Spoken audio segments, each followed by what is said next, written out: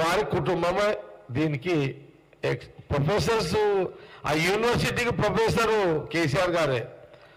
నిజాలను అబద్ధాలుగా, ఒక నిజాన్ని అబద్ధంగా చెప్పి ప్రజలను మోసం చేసి ప్రజలను నమ్మించే దాంట్లో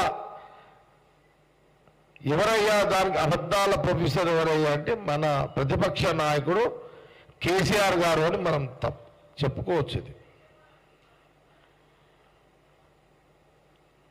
ఎందుకంటే మనం ఆయన పరిపాలన చూసినాం, మనం చాలా చూసినాం.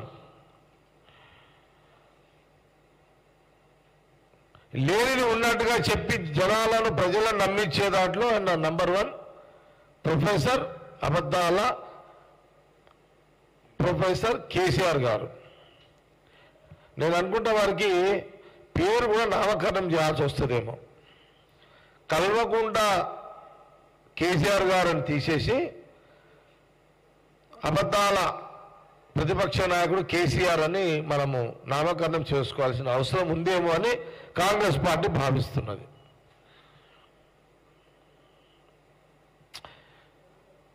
అసలు ఎక్కడ లేని ప్రేమ.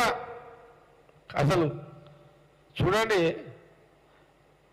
ఆయన తినేటప్పుడు అంటే తినేది అంటే 10 నిమిషాలు, 10 నిమిషాలుగా తినేది. ఏ మనిషి అయినా తినేది 10 నిమిషాలు 3 సార్లు కరెంటు పోయింది అని అంటే ఎంత పెద్ద అబద్ధం అండి కేసీఆర్ గారు. ఇంత జూట ముచ్చట్లా పవర్ కోసం ఇంత తట్టుకోలేకపోతున్నావా? పవర్ లేక నిద్ర పడతలేదా? పొలిటికల్ పవర్ లేక నిద్ర పడతలేదా? ఆయన బాధ ప్రజల కరెంటు, ఎలక్ట్రిసిటీ కరెంటు గురించి కాదు. ఆయన టెన్షన్ అంతా పొలిటికల్ పవర్ లేకపోయేసరికి బెచెన్ అవుతున్నాడు కేసీఆర్ గారు. వారికి పిచ్చి పట్టిపోతుంది.